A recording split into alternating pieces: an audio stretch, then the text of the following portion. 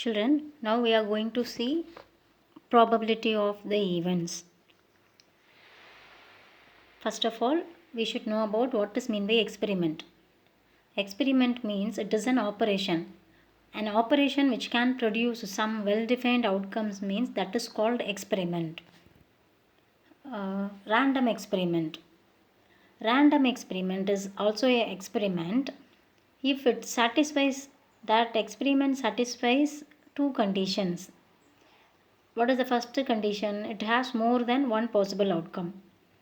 The second condition, it is not possible to predict the outcome in advance. For example, when tossing a fair coin, it may turn up a head or tail, but we are not sure which one of these results will be actually obtained. So, tossing a fair coin is called a random experiment. Now we are going to see sample space. Sample space means it is a set. We can denote that sample space as S, capital letter S. So a set S, it consists of all possible outcomes of a random experiment. That means all the possible outcomes. Suppose if you toss a coin, what is the sample space? Head and tail. So S equal to, inside of the curly bracket, we have to write the possible outcomes H, T.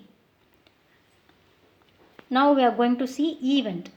Event means it is a subset of sample space associated with the random experiment. Suppose if you toss a coin, we have the sample space H, T. Event of getting head is H only. So the event is a subset of sample space. So E equal to singleton set H. That is called event. Now we are going to see complement of event. Complement of event. Here suppose A be an event in a sample space S. Then the complement of A is the set of all sample points of the space other than the sample points in A. For example, if you throw a die means it has a sample space 1, 2, 3, 4, 5, 6. 6 values we have for throwing a die sample space. If we define the event E as getting a multiple of 3. Multiple of 3 means 3 and 6 only multiple of 3. The complement of multiple of 3. What are all that? Except 3 and 6, the remaining are all complement of multiples of 3. So 1, 2, 4, 5. Those 4 elements are in complement of elements. Complement of getting multiples of 3 while throwing a die.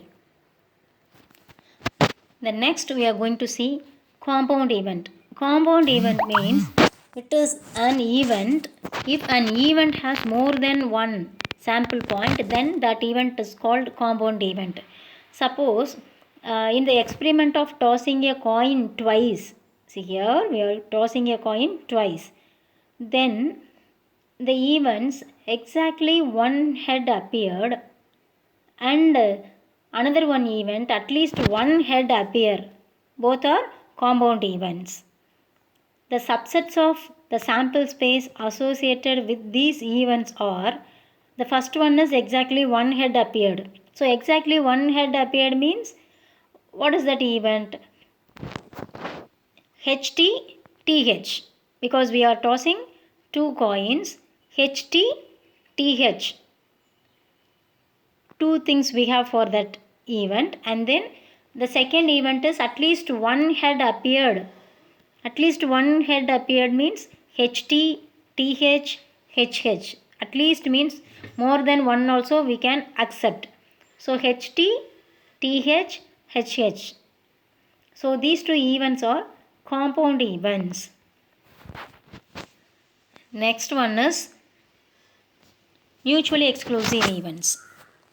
Two or more events are said to be mutually exclusive if the happening of one excludes the happening of the other. That means no two of them can occur together. Okay, so if A and B are mutually exclusive events, then A intersection B is empty because it excludes the other. Suppose, for example, in throwing a die, all the 6 faces numbered 1, 2, 3, 4, 5, 6 are mutually exclusive. Because if any one of these face comes, the possibility of the others in the same trial is ruled out. So, in throwing a die, all the 6 faces are mutually exclusive. Next one, equally likely events. Equally likely events means the given events are said to be equally likely if none of them is expected to occur in preference to the other. What is the meaning of that? Suppose in throwing an unbiased die, all the 6 faces are equally likely to come. So, this is called equally likely events. Next one, exhaustive events. Exhaustive events. Actually, set of events only we can say exhaustive. So, a set of events are said to be exhaustive if one of them necessarily occurs whenever the experiment is performed. Suppose in throwing a die, what is the sample space? 1, 2, 3, 4, 5, 6.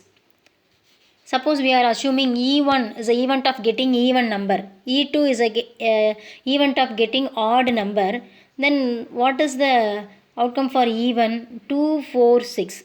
For E2, 1, 3, 5. So, union of E1 and E2 is sample space. If you take the union for E1 and E2, we can get a sample space. So, E1 and E2 are exhaustive events.